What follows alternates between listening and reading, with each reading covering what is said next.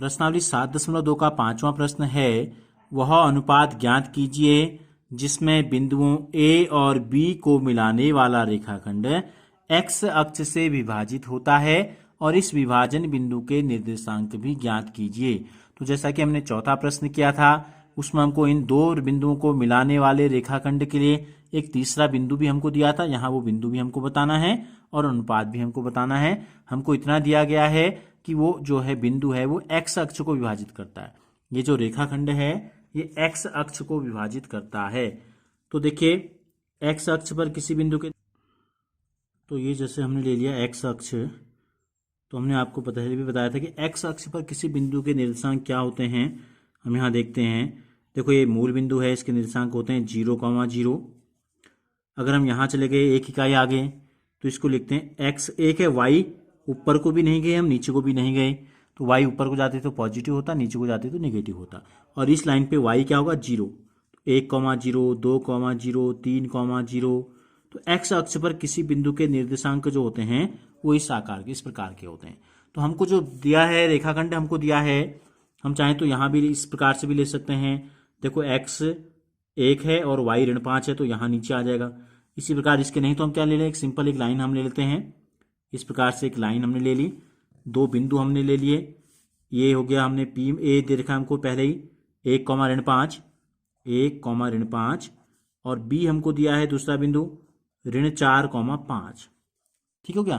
तो इन दोनों बिंदुओं को मिलाने वाले रेखाखंड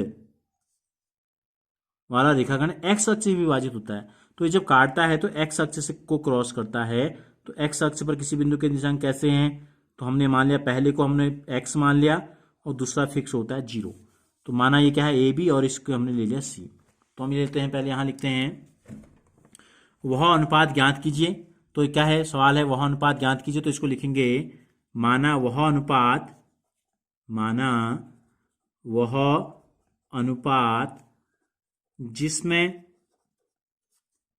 बिंदुओं, निर्देशांक लिखने की जरूरत नहीं है, सीधे लिख देते हैं ए व बी को मिलाने वाला रेखाखंड, ए व बी को मिलाने वाला रेखाखंड एक्स अक्ष से विभाजित हो जाता है, एक्स अक्ष से विभाजित होता है।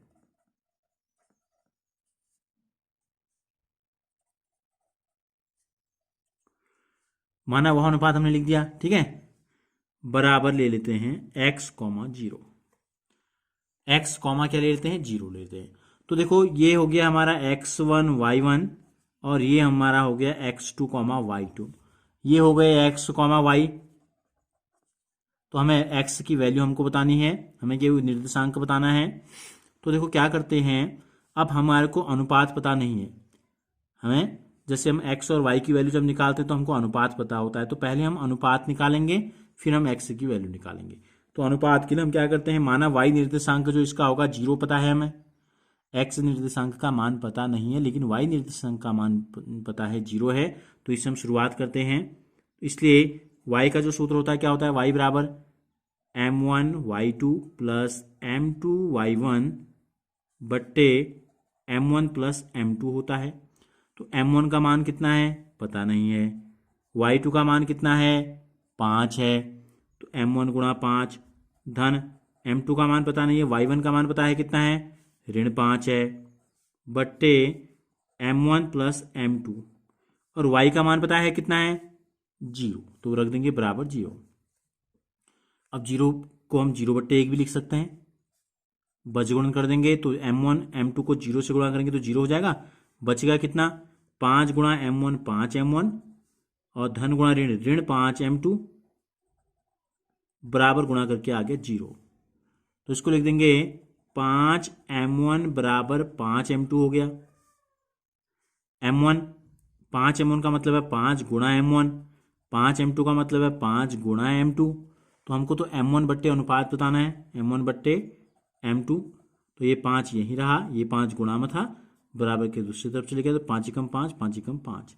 तो यानी कि m1 अनुपात m2 जो हमको प्राप्त हो गया ये आ गया 1:1। यानी कि ये जो है मध्य बिंदु के निर्देशांक हैं, इस आधार पर भी कह सकते हैं। ये जो है यानी कि ये जो है बिल्कुल आधे पर, एक्स अक्ष से बिल्कुल आधे पे विभाजित हो रहा है। तो अब हमें एक्स की वैल्यू बतानी है, इसके बाद हमें बताना है एक्स का मान। तो एक्स का मान क्या होता है, यहाँ रख देते हैं। एक्स बराबर होता है m1 x2 plus m2 x1 बट्टे m1 प्लस m2। देखो m1 का मान पता चल गया 1, x2 का मान देखो यहाँ कितना है ऋण 4, धन की जगह धन, m2 का मान भी 1 है, x1 का मान यहाँ देखो कितना है 1 है, धन बट्टे 1 धन 1। तो ये हो गया ऋण 4 एकम ऋण 4, धन 1 एकम 1 और 1 धन 1 2। तो एक ऋण में एक धन में घटाएंगे, बड़े में से छोटे को चिन्ह आएगा बड़ी संख्या का, बड़ी संख्या 4 है तो इसके आगे ऋण तो ऋण लगा दिया, 4 में से 1 गया 3 बट्टे 2। तो क्या आ गया, x का जो मान है वो हमको पता चल गया ऋण 3 बट्टे 2 आ गया। तो अतः वो निर्देशांक हमने जो माने थे वो क्या हो गए, अतः x अक्ष पर वह बिंदु जो हमने x, 0 माना था वो हमको अब पता चल गया, x का मान ऋण 3 बट्टा 2 और y का मान 0।